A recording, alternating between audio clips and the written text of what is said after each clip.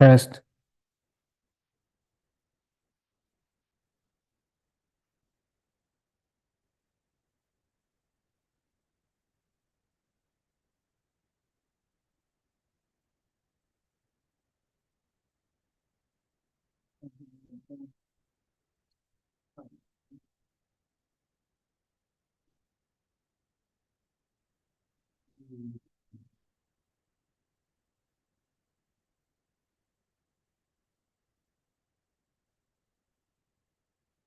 Okay.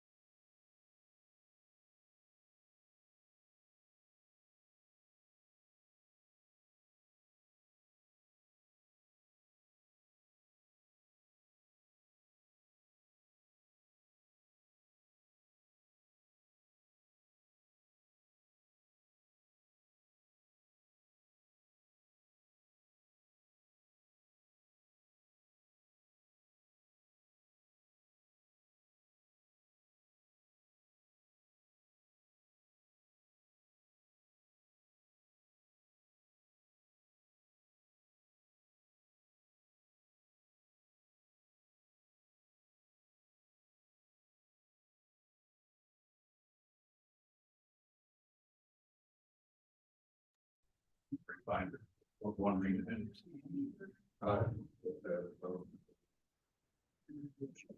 All right. Welcome. We appreciate those of y'all that came. Today, we're going to introduce the first step in the fiscal year 27 budgets. So we have been working as a city behind the scenes for a few months, trying to get ideas and plan where we are and what kind of numbers we're looking at. So this is our first presentation to the public of what that looks like and what you can expect coming forward. So unit slide. So today our goal is to try and help residents better understand the fiscal year 27 budget and the challenges associated. We will have a question and answer session where we will gather any input that you citizens would like to have.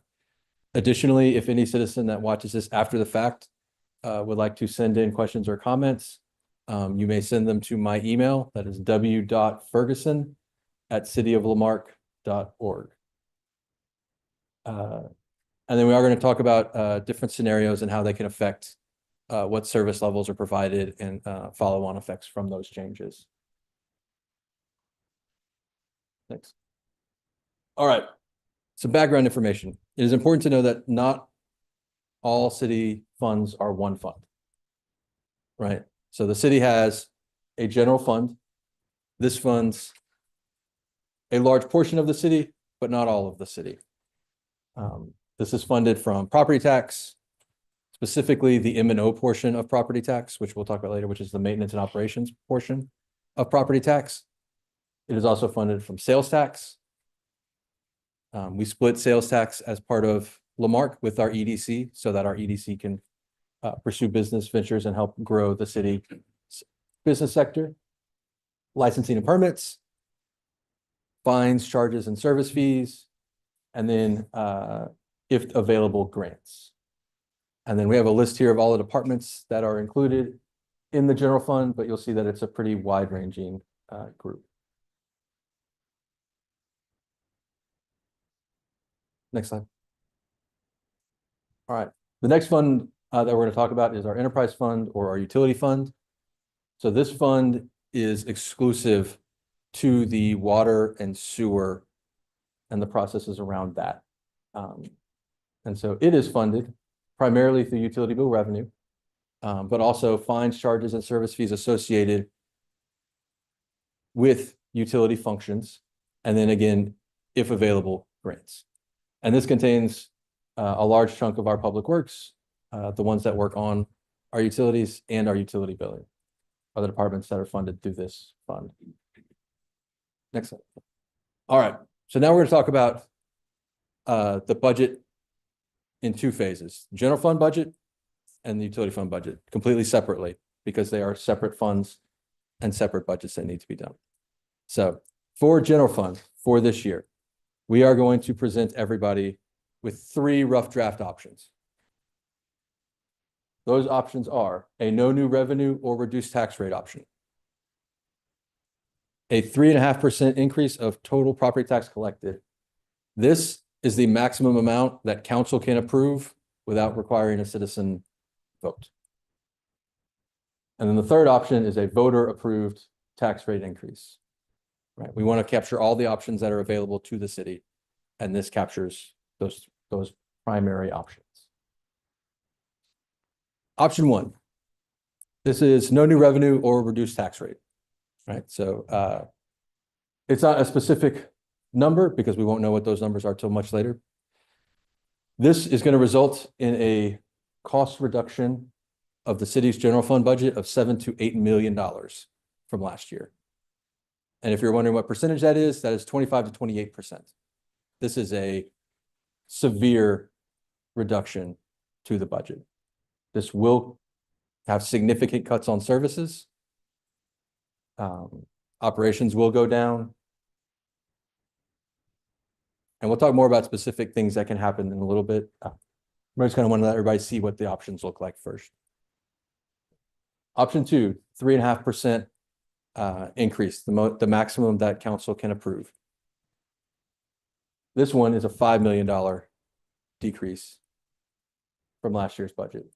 again, still a big number, still going to have significant cuts to our services that are provided, but not as significant as the no new revenue or tax reduction.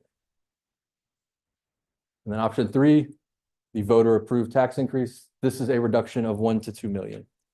So you are correct in saying that no budget here doesn't come with a reduction. No matter what we do, there is going to be some amount of reduction. All right, for the enterprise and utility fund, we also have 3 options. But since this has no connection with property tax, the options are differently. The council recently passed new water rates. We have an expectation of what those water rates are going to bring in, but we're building 3 budgets to ensure that we account for all options around those. The first is revenue comes in below what we anticipate coming in at, right?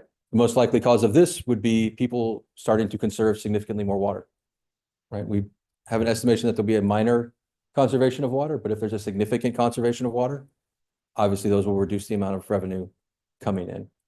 The second is revenue comes in at expectation, right? So it comes in along the lines of the expectations we planned for. And the third is it comes in above expectation. This is people say, you know what? I really, really, really want to dig my own pond, and every citizen of Lamarck digs their own pond and starts using water at a crazy level, right? If that happens, then revenue would obviously come in above. So we want to provide an option for everybody so they can see what those look like. Option 1 comes in below expectation. This we estimate will cause a $1 million reduction in the general fund budget, or not, sorry, in the utility fund budget, right? Again, fully separate from the general fund and the cuts there, right? This will require us to make small cuts in the budget. This would be about a 10% roughly cut from the utility fund. Option 2 comes in at expectations. We are anticipating that this will cut $250,000, and this will be almost exclusively through efficiencies, right? Making our processes better, all the things we do better. And then option 3, coming in above expectation. This, we will not increase the budget. We will just utilize this to help accelerate the funding of our reserve and emergency funds that do not exist for the utility fund. But we are not going to hire extra or increase extra at this time. That's not what we're looking at. All right. So now we're almost to the Q&A section. We just leave it on the slide for a while. So what I want to talk about is a couple of what this looks like in actuality, what this looks like in practice. So all of the departments are working hard on getting their budgets together, prepping. Again, these are rough draft budgets. These are not exactly, but they are preparing all 3 versions, right? We will present rough drafts of those versions beginning in late March for citizens and council to see and kind of see what those cuts look, those rough draft cuts look like specifically. But just to kind of give people an idea of things that might be coming, right? If fire has to cut number of people or a fire truck or reduce service for EMS, not only does that mean longer wait times for everybody, inability to handle 2 fires at once, right? If we have to cut a fire truck, it also increases our ISO rating, which is a rating that is used to help determine how much your home insurance is. So everybody's home insurance also goes up if we make cuts down that cause that level of decrease of service. If it is police, that is almost surely going to be officers on the street or less, right? Going from a corporal and 3 officers on the street to a corporal and 2, right? They're cutting $1 million of police is just can't do without cutting people, right? Again, none of these are locked in stone, but this is kind of the things we're talking about, right? If we talk about that level of cuts, we have asked everybody, every department to cut equally as of right now. So that's why I told you the percentages. So in the no new revenue or reduction, everybody's cutting 25%. In the 3.5% increase, everybody's cutting 20%. And in the tax increase, everybody's cutting 5%. And then this affects everything, right? How fast we can process claims on the court side, how many ditches we can dig on the utility fund side, how well our streets are upkept, right? We might have to combine streets and parks into one team, and then streets get 1 week and parks get a week, right? And so if a pothole appears 1 week, that's not a street week, it just doesn't get fixed, right? But these are the conversations we're having internally. And the reason we want to bring this to everybody's attention now, because these are things people don't want to hear and they don't want to, they don't want to have to deal with. But this is the world we're living in right now. The decisions that were made in the past have resulted in us having no ability to fund beyond the revenue that's brought in and having no reserve and no emergency fund. It is required that we have a reserve. 90 days is, we believe, what is the requirement, but it's required that we have a reserve. So this plan includes funding of the reserve fund for both the general fund and the utility fund, separate reserves because they're separate funds, over a 3-year period. It would be impossible or wildly unrealistic to try and fund them over a 1-year period, so we're spreading it out over a 3-year period. That does also mean that these are not 1-year cuts. These are multi-year cuts. We will be at this level for a minimum of 3 years, probably more like 4, because once we fund those, we still have to repay the EDC loan. We still have to make sure we can actually afford to the growth that we might want to do in that 4th year. So more likely 4 years of cuts at this level. Not 5 million each year, but it's staying at this budget level. So with that being said, and all that fun being shared, we now open it up for questions. Any concerns, questions? Yes. So one of the concerns that I have is back when we did the tax rollback and council would not listen to the taxpayers and not raising the taxes, they still budgeted off an astronomical amount of money that wasn't there, which they ended up reimbursing the taxpayers. But back then they were supposed to talk about cuts, which never happened. And one of the things that I think we need a budget for on your lowest budget is the forensic audit, because a city doesn't accidentally go bankrupt, and we still have zero transparency from our government. We have no answers. We have what we can pay for, and we know what's going to come down the road is, oh, it's going to be $1 million, $1 billion. We just want answers, and we're not getting that. So I don't trust you, not you personally, but I don't trust anybody from, any side of me up there, but anything. I wouldn't leave them with a penny. So until we have answers, I think that you guys need to go off the most minuscule budget possible, because there's zero transparency. We have nothing. That is why we have the no new revenue or tax reduction. We have it on there so people could, we can have that as an option. And then we're looking at fleets, a whole fleet of trucks. And the fleet is going to save the city money. It's going to save the city money, but you're reducing the size of the pickup, not the amount of the fleet. No, we are reducing the size of the fleet as well. Every minute. I mean, and that should have been done 5 years ago. Wait, when those tax cuts should happen. So I can't go back in time and fix something from 5 years ago. I don't own a time machine, and I'm not sure the laws of physics allow time machines to exist either. But we have to pay the piper, and that piper is here now, and so we're paying it now, right? Cuts are coming now. There's no other way to do it. Still don't have answers. We have zero answers. I know there's fraud. You know there's fraud. Holly knows there's fraud. And not one time has there been any transparency from this government. So we have sent items to police for fraud. That's great. Why don't we be transparent? I can't discuss open cases. We have a committee to talk about fraud, waste, government abuse, all that. And not one time has our interim city manager or you been transparent with the public about fraud and waste. It's there. But what we're trying to do is we're trying to conceal it by kicking the can down the road and then saying we're going to have a forensic audit. Well, oh, guess what? We can't do the forensic audit because it's $8 million and we didn't budget for it. I see what's coming. You're going to have, I know what's coming. So the cost of the forensic audit was one of the things that was considered by the finance committee. That's why 4 recommendations were made as opposed to the full list of everything. However, when the RFQ goes out, and I know you want it to go out tomorrow, but to do the RFQ correctly, I have to be able to provide detailed information about every one of those categories. And I don't have all the detailed information about every one of those categories right now. I've got to go do the research to get that. So it is going to take a little bit of while to write and prep. But it is going to go out. There's going to be a committee that reviews it. My intent is to have citizens on that group as well, right? This is not something that's intended to be behind closed doors. That group will make a recommendation. That recommendation will go to council. Council can approve that recommendation or go in a different way. That's neat that everything happens behind closed doors. Be transparent with the public. Yes, there's fraud. Yes, there's corruption. Yes, it exists. Here's some of the areas, and then maybe move forward from there. That's my suggestion. Okay. That's it for me.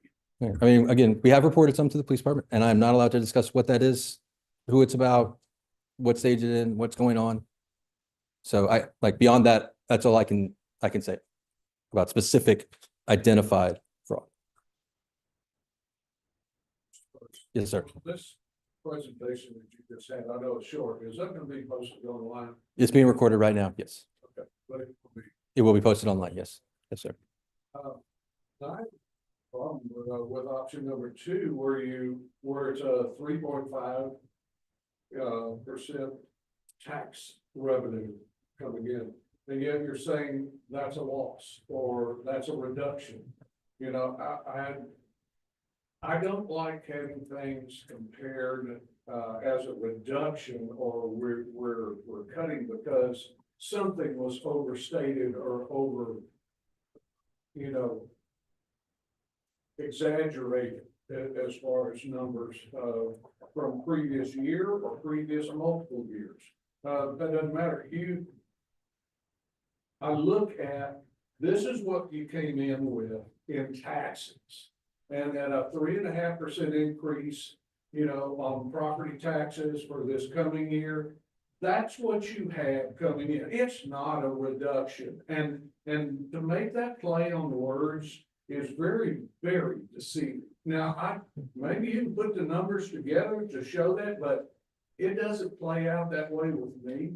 Now, no new revenue tax would be less than the 34.5, but a lot of that is coming in because the city would not follow the state law. And again, there's some other things that are not in play in this that are left out, is just how much money do we owe annually per CO bond? Per CO bond, total and per CO bond. How many have we recently taken out? The What only, happened last year with the only 10 recent million? one is Did the that water go- board, 10 million, which is sort of like a CO bond, but not. It's an agreement with the water board where we can take out, where we have that chunk of money available, and then COs are funded through the water board from that those- chunk. Those. But there's no actual COs that How much? from that yet. You know, what's gonna be pulled from that? What's the plans for that? Because you're only talking about, oh, we gotta cut fire and police or essential services. Well, what about some cuts to some of that? So, You know, and I'm serious when you're talking about, well, we just can't afford to do something like that. Well, okay, that's part of it. You know, I have a hard time believing what is being said. In transparency, let me go one step. I'm going to volunteer something.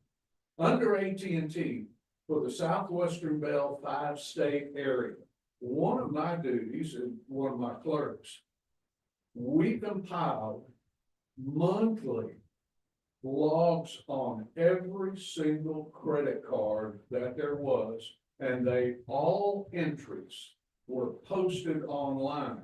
It had the person's name, the manager's name, and the card number only had the last 4 digits so that you could identify, but every single card. Now, I am going to volunteer to do that for free, or if the city can't do it for free, pay me $1, give me a city laptop and a corner space to do the work. I don't care if boxes around or anything else. And I'll do that for you. And within 1 week after getting back the records from the credit card companies, I will compile you all of that list, everything, and I'll do it for the 5 years. And you don't have to pay anybody. You do that, that is available to everybody. Those records never go away. And that is one thing you can mark off the list, and then you could show transparency, everything. But I think there's a few people up here that never want any of that to come out.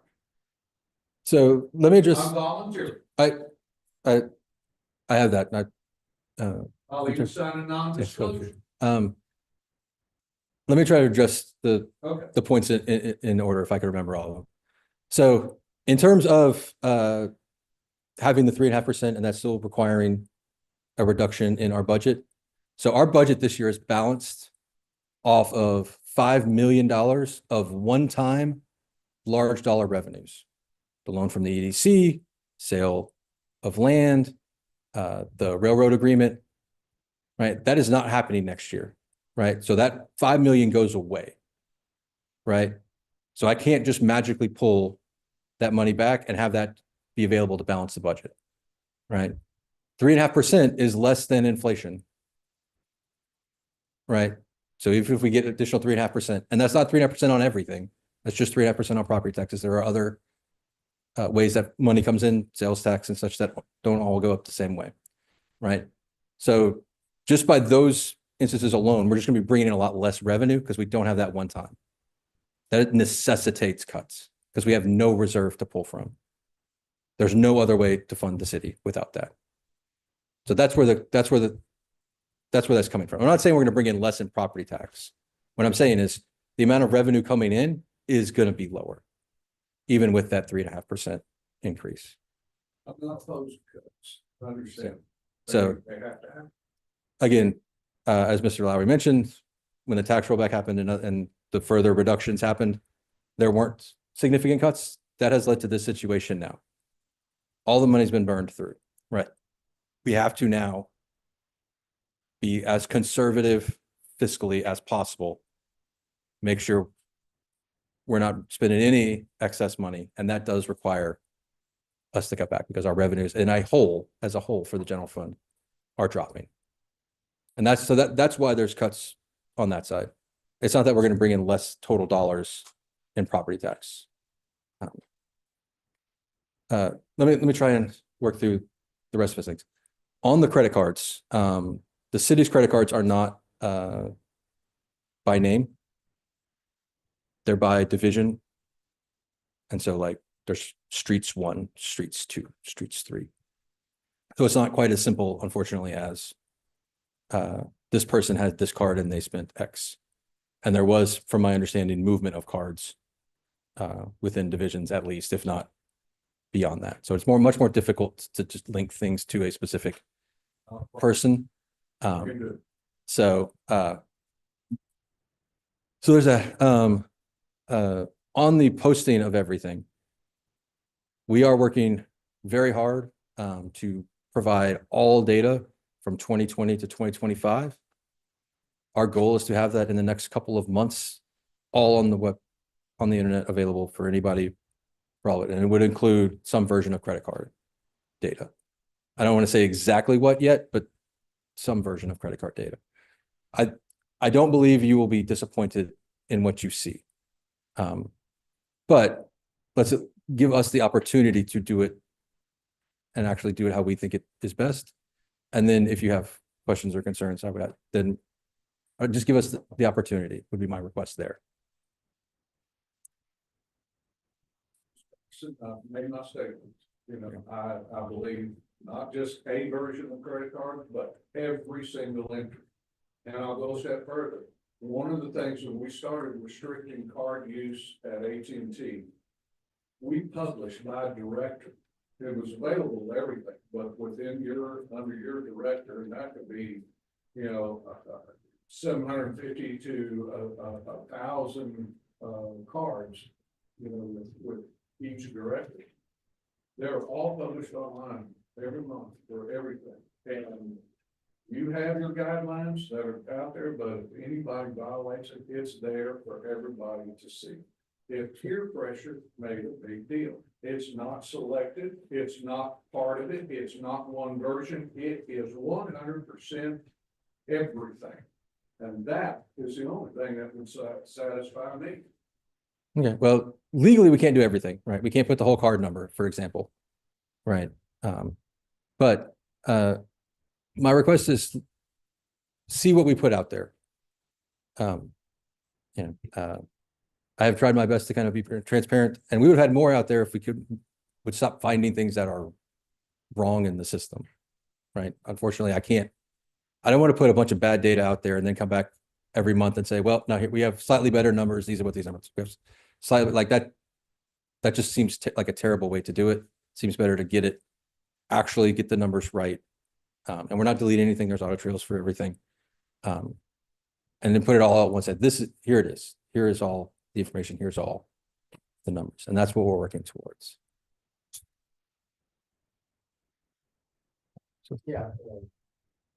First, you mentioned that, on pre-auction, that the different department is working on cuts in each department.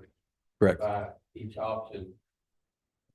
When we present those pre-auctions to the council, are you gonna be able to tell them in what department, how many employees you're gonna have to let go?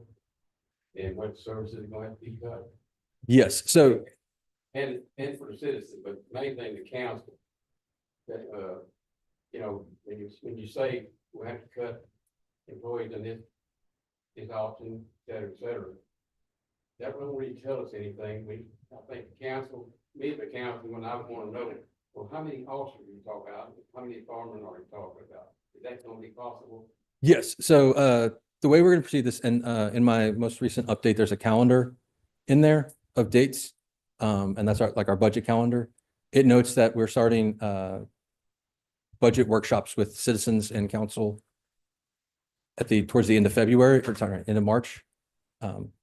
There are 5 of them. Each of those has a selected group that is going to be presented, and only that group is going to be talked about. So there's going to be one dedicated to police and animal control, because animal control falls under police for the city. There's going to be one dedicated to fire department, code and development services. There's going to be one dedicated to public works. There's going to be one dedicated to city administrative areas, and then there's going to be one dedicated to city financial areas. During those presentations, what is going to happen is we will be available. Council and citizens will be there. They will go through, and both me and the individuals for those departments will be available. We will talk and present rough drafts. Again, these are rough drafts because we don't have tax numbers yet. There's a lot of information to like get a final number that we would need, but we will present all 3 versions of the budgets to everybody. We'll talk about what those mean, and not just what it means, like, losing, and I'm just going to use police as an example. It won't just be losing 3 officers, right? We'll actually say this means losing 3 officers for the street, which means street coverage is reduced by 1 officer per shift. Like we're going to go one step further, right? We'll translate it into what it actually means to the people living, right? Because not everybody understands what cutting 3, even I don't always understand what cutting 3 police officers means, right? Because I'm not the one determining how shifts work and all of that, right? So we will actually translate it into what it means in the lives of people. And they're going to present those things. We're going to talk to citizens and council. People will be able to come up and ask questions, and we'll talk through it. And then from there, we'll take those rough drafts and we'll go back and we'll see if we can make any adjustments based on feedback. And then by that time, we will hopefully have the initial first draft of what tax numbers might be, which will allow us to then go in and kind of fine tune what that overall cut percentage would need to be for each of them. And then again, I believe it starts in May is when we have we start the budget workshops with council, where we go through and we actually line by line work through things. So this was not going to be a short process, but everybody's going to be involved the whole way as we work through each of these. You'll see all of the different machinations. And we want to keep the 3 going until the very end so that people know what their options are, know what's going to come, and know what's going to happen. Turn it off your budget calendar. Yes. Question. You said that different days you're gonna have different departments y'all were talking about. Yes. Okay. But anyway, like you can put on here what We will. particular. So when we made the calendar, we weren't sure what order we were going to go in, so we didn't want to overcommit. So we will announce very shortly what the order is and which one's on which day. Okay. want to do March 23rd to the 26th, and we will have 23, 24, 25, 26 in a row. Is that how they're gonna do it? I believe there's 2 that week, but we'll put out more details on the specific dates. And what time we all gonna do this? That's something we'll need to figure out where everybody's preference is, right? We might try and do 2 per, right? So we've had 2 per department. I'm not sure exactly how it's gonna flow yet, because it depends on what people want to come. Do they want to come during the day?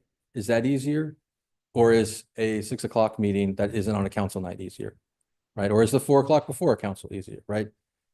We want participation. We want citizens to come. So we're not entirely sure which is the option they want, right? So we need to find out what those options are so we can work with those. Don't come up with time. Yes, there'll be specifics that come out. We wanted to make sure that calendar was available as early as possible, so people would be able to kind of get a rough idea of when all the different things would happen. Yes. I appreciate that. Thank you. Yep. Are there any other questions? Say thank you for taking the time to come down here. You bet. Yeah, we try and have as many public face, or at least on the finance, we try and have as many public facing events as we can. And we want citizens to be involved. We want citizens to come and say, hey, this is what I'm thinking, or this is what I'm concerned about. We want citizens to come up and say, hey, why did this, again, we publish the check register every month. And so we want people to come and say, if they have a question, say, hey, why did we spend $30,000 on, Big Bob's wrenches? And then hopefully we'll have an answer. But we want those things. It's important for not just council to be the only ones that knows anything and the only ones that are involved. It's very important for citizens to be involved and have an active role in the city they live in. And so we are trying to do that. We can't have them every day, obviously, because 1, then it would be even harder for me to get any work done. But 2, that's an unreasonable expectation for citizens. But we do try and have them. We've been trying to have 1 a month, right? 1 topic a month where we kind of present information. That's sort of my goal. Once we make it further and have a lot more progress, maybe we can up it to 2, but once a month or 1 topic a month, and I try and do it multiple times, is sort of the most I can make happen in my schedule at the moment. And I know other departments are working to start them as well. I know you're working a lot of long hours and working extra hard to get the city back on track. 4 o'clock hour, a lot of people are working. Is there any way you could do one maybe 5 or 6 p.m., maybe 6 p.m., 7 p.m.? Sure. So we just can't do it at 6 p.m. on a council day, right? So I know in the past we've tried I want to say it was it noon to 2 or somewhere in like the lunch hour. We've tried to do some there. Some went really well, some not as well. We've tried the non-council 6 p.m. and we've tried the 4 p.m. before council, and they've all had mixed results. So that's part of the reason I didn't want to commit to a specific time frame, is I'm still not sure which time frame provides the best results for everybody. We're still playing around and trying to figure that out. Let's talk about 15 things that we're talking about getting audited. Yes. There was a lot of people concerned about transparency. I think mostly on credit cards. I know it's going to take a good while to get an RFQ on 15 items. And that's why we come up with the 4 that we did. Joseph, would you be willing to go maybe 2 or 3 right now? Or 1 or 2? If you want to get this thing going, you see what I'm saying? Because it will take a long time to get RFQ'd on 15 different things. Can you kind of go over that? So the RFQ for the forensic audit, so it's a single RFQ.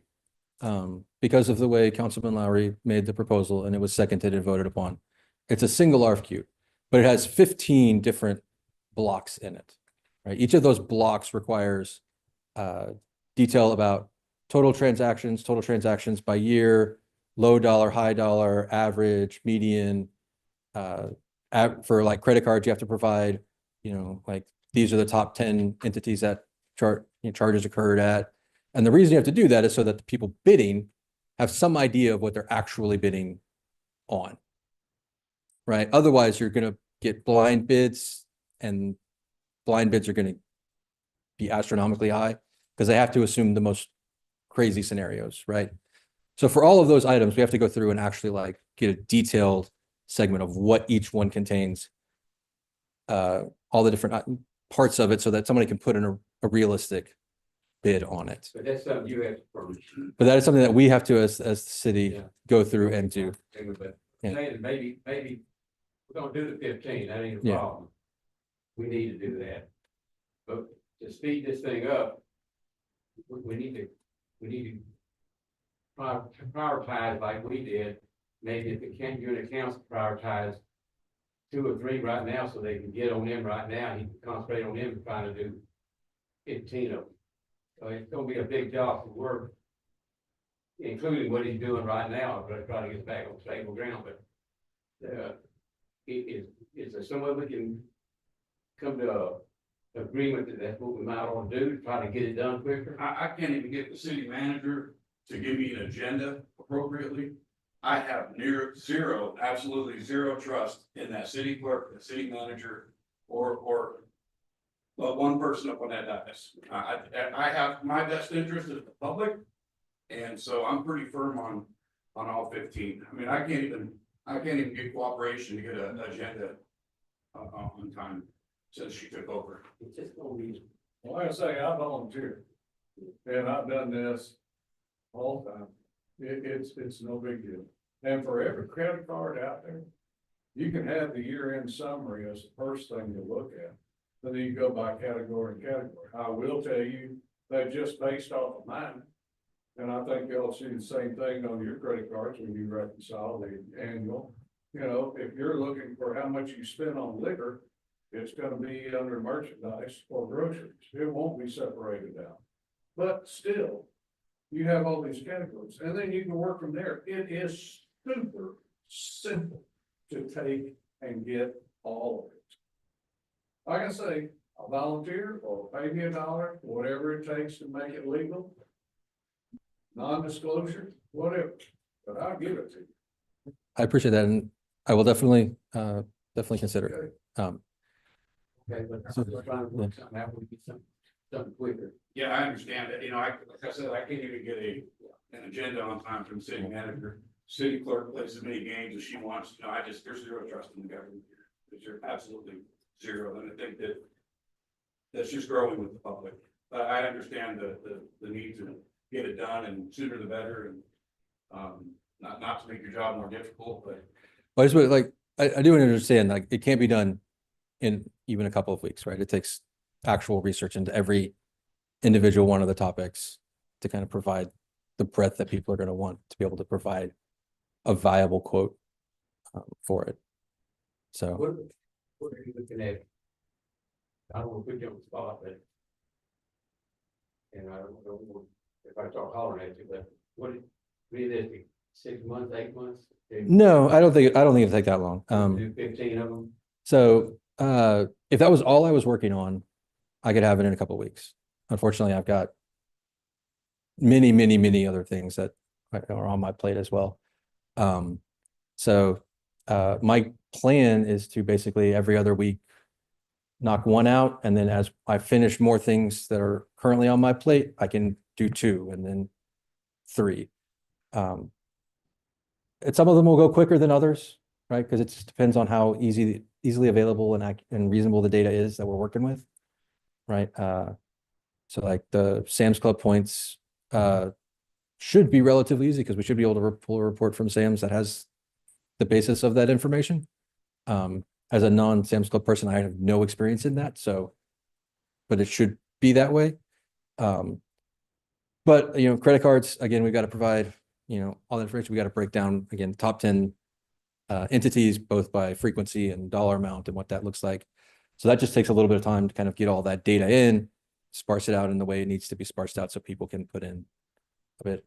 things like impact fee and hot tax are even more difficult to do, right? Because I'm gonna have to go through and see what the accounting system says happened and then try and validate that that's what occurred. And then like, so that's just gonna take longer to do to get that information accurate.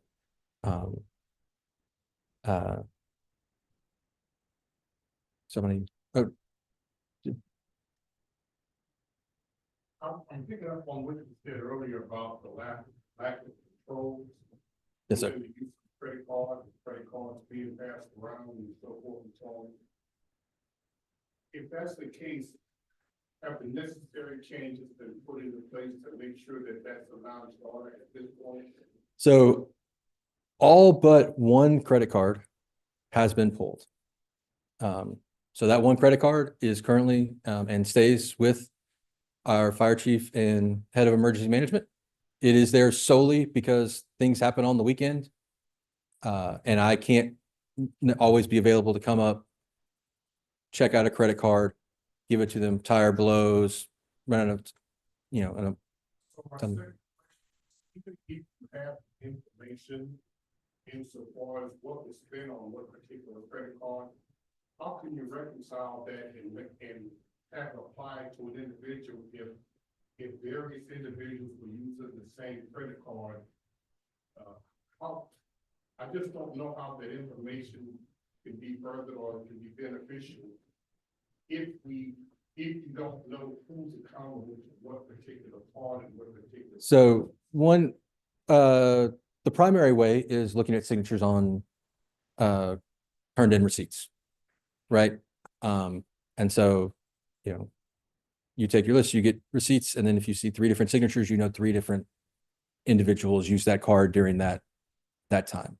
And usually you can figure out whose signature is what.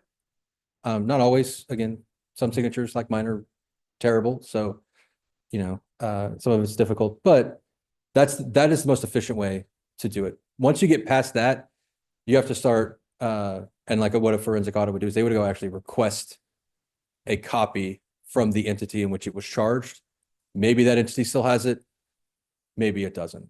But that would be the next step on that end. So you think hold the department head responsible for that credit card spent in that department? So since I've gotten here and we pulled everything, for somebody to get a credit card, they have to come physically to the finance office, sign it out, say what they're going to use it for, how much it's going to cost, when it's going to be. And then when they bring that credit, then we issue the card and they bring it back. They got to sign it back in, turn in the receipt. It's got to match what was done, right? So we've put in controls to manage and keep all of that contained. Before I got here, and I'm not sure exactly when everything happened and all of that, but my understanding, and we have seen some evidence that not everybody so again, going back to streets crew has cards 1 through, I believe, 10, or maybe 12. I don't know who had each of those cards, or even if all of them were given out at one point or not. But it might have been that, the foreman was originally given the card, but they gave it to one of the regular workers to go make a purchase, or they gave it to facilities to go make a purchase for streets, right?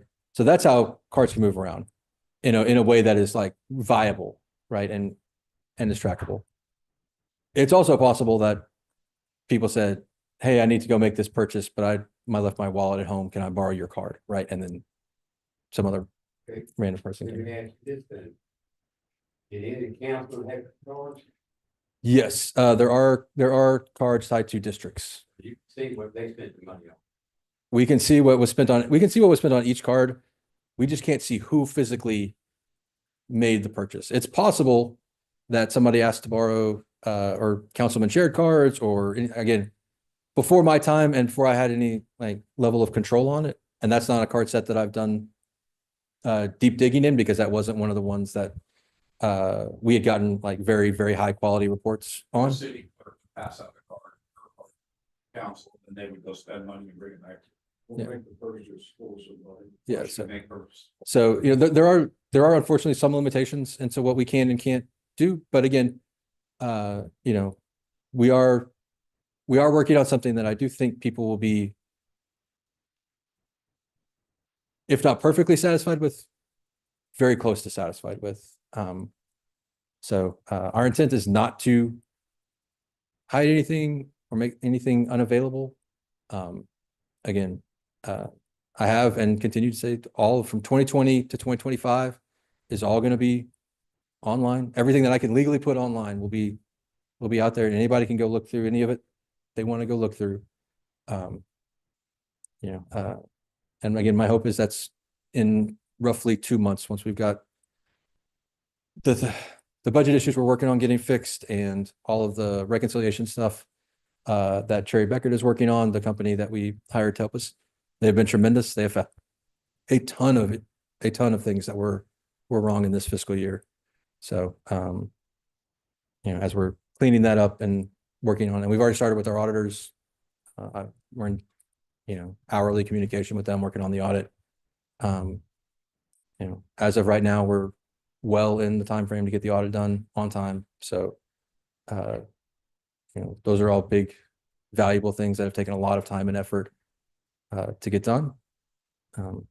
Yeah, trivia. Actually.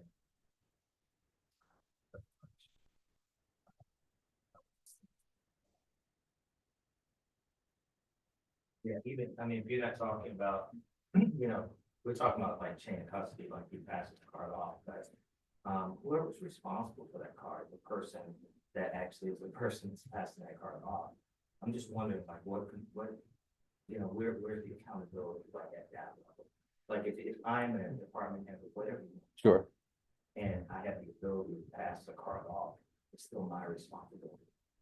So, But the issue is if you have somebody at City Hall just going and taking P cards and then taking what they're using them and then go and put it back, that's another issue. oh, so they just have access to it. So there was, my understanding is it was a little bit looser, like a lot looser than now, but much looser access previously.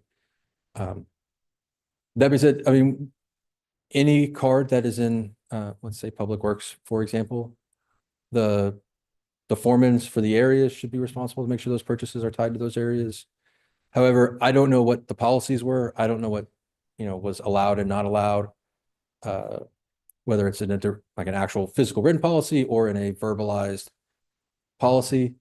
So it's hard for me to say that we could hold anyone accountable from like a criminal standpoint. I'll talk about, because again, that's.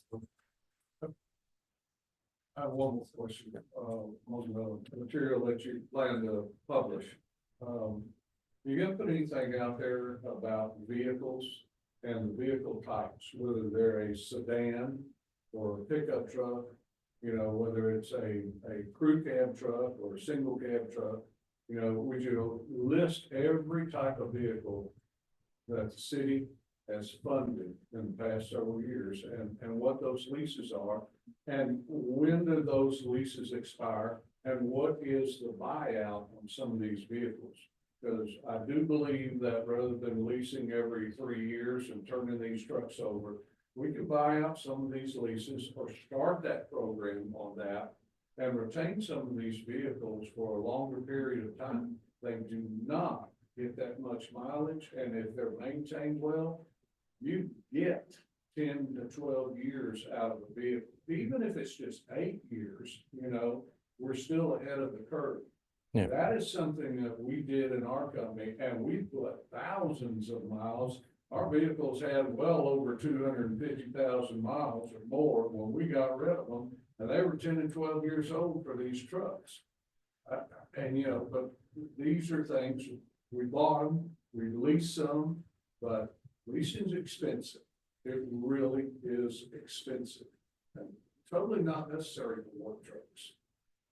So none of our fleet that exists at this exact moment is like super new. And we can publish all the fleet details. Again, as we've been going through this process, we've been looking through every vehicle and figuring out which ones made the most sense to get rid of or downsize, right? That's one of the other big things we're doing is we're downsizing, which saves fuel. But we do have a lot of older trucks. We got a lot of trucks that are in that like 9 to 15 year range, right? part of the problem is that those trucks are not in the greatest of shape currently, right? Trucks only last a long time if you are diligent on maintenance and upkeep, right? If you're not hyper diligent on those things, then they're not like new when they're 200,000 miles. I'm not talking about your heavy, like your dump trucks or a digger or grade, all those things are designed typically for 15 years use or longer. Yeah. And I'm talking about the everyday vehicles. And I'm not talking about buying out the leases for police vehicles. They get run to the ground. So those make sense to turn them over in a lease. They really do. But I'm talking about the other utility vehicles that we use.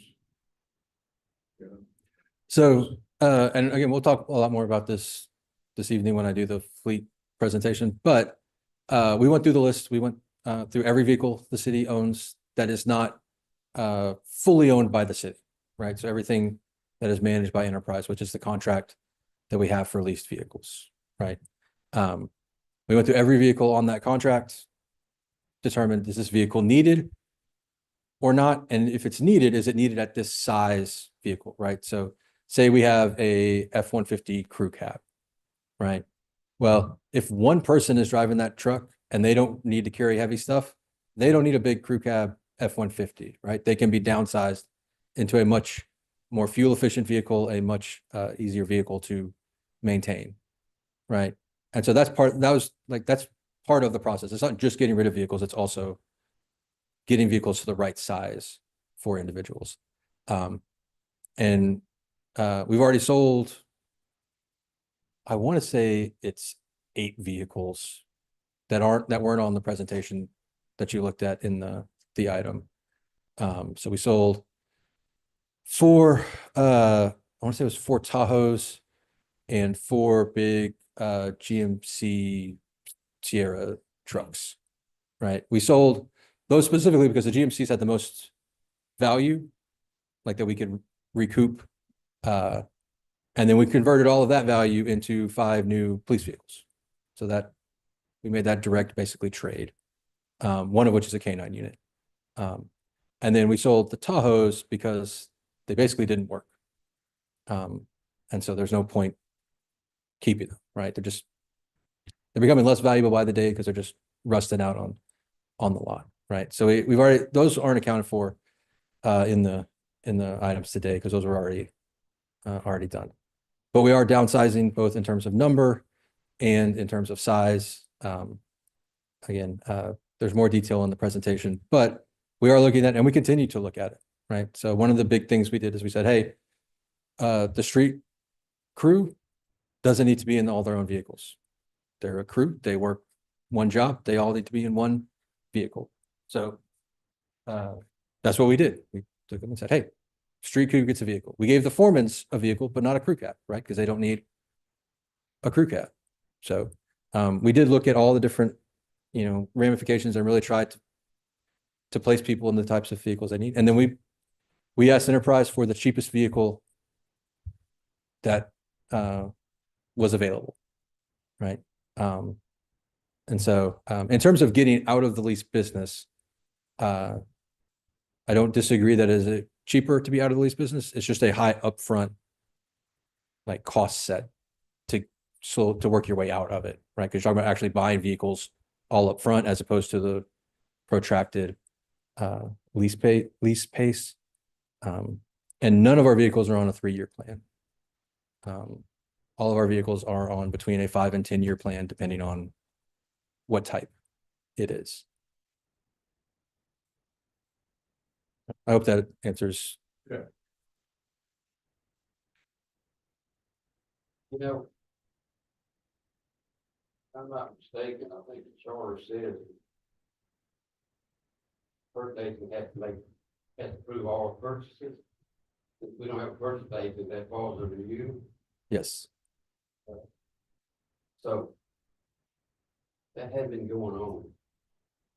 No, and the process even now is not perfect.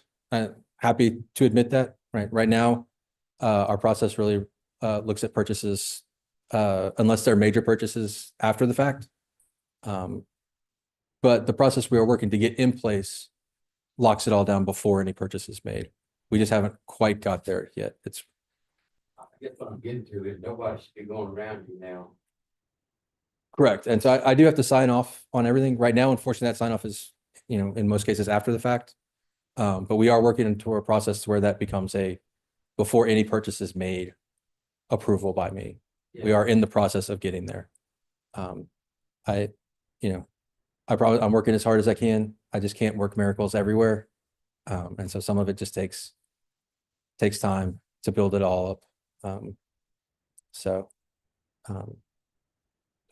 And we have accomplished, I know it doesn't always look like, we have accomplished a lot of things, right? We put in a lot of controls. We've really, made a lot of progress in a lot of areas, even if it's not all visible. And we are continuing to work. We do have a plan. We are working to get that plan implemented completely. And, I promise I'm doing everything I can, everything that allows me not to get divorced. What I'm concerned with was you had a couple of finance directors that city staff run over. I don't believe they'll run over you. I have said no on many occasions. Not just to staff, but I've said no to a city manager that I didn't think an idea was good, and we've made adjustments. Right, I've expressed my opinion to council on multiple occasions. So I'm not afraid of that. So if I disagree with something, I'm happy to note it. Y'all are making, have, and will continue to make process changes. Yes. That's all well and good. But I really think some of those process changes need to be put into ordinance. Because what happens, you're gone. And this all, there's changes that come in. Sure. I do believe there's a lot of these that are both policy and guidelines that should be hard coded into ordinance in order to help stop this from any future administration or council getting away with this. I don't disagree. That's a little bit more difficult. It's a more difficult process to get something there versus a resolution or that type of thing. I don't disagree. Some of the big ones, everything about your reserve fund and your emergency fund for each of your individual funds that require it needs to be in charter. That's something that needs to actually be in charter and the rules around that. But I don't disagree. And so that's just, for the most part, that's out of my, Kind of codified. yeah. But yeah, I agree. The rules need to be there. They're there for a reason. And again, we are, slow. Well, actually, it's pretty quick, the speed we're moving at. Normally it would you take it a little bit slower than what we've been doing, but we are making a lot of progress. There are significant changes that have been made. A lot of the biggest areas of concern have had at least like a stopgap put on them. Even if it's not perfect yet, there's at least like a bridge built to stop the flow. Robert, a lot of the problem is city having hard city managers that are good city managers. Because most city managers know you got to have a 90-day reserve. That's pretty standard in the industry. And a few other things, but we really haven't had a decent city manager in a number of years. And that's where the council needs to really look at the next city manager. And I'm gonna be the first to say, I think Ms. Holly is a good city manager. She knows her business. I think Worth is a good finance director. But until our council hires people that are qualified, it's gonna be hard to ever get to. You got to have a city manager who knows what they're doing. But we got things in place now. But the city manager and finance directors in the past look over it. Elections have consequences. Huh? Elections have consequences. Yeah. So does anybody else have any final questions before we take a break for the council meeting? Can you find it somewhere, to where you could put, 3-ring binders. Apparently, somebody, can't budget for that. And it's a requirement that I've made clear since I was on council to have my binder. Apparently, Ms. Holly back there's having a difficult time with that. So if you could help her figure that portion out, that would be great. I will look into it. Not bragging on it. I got nothing for her. She's made my job miserable. Not a good person. Thank y'all, everybody. Thank you.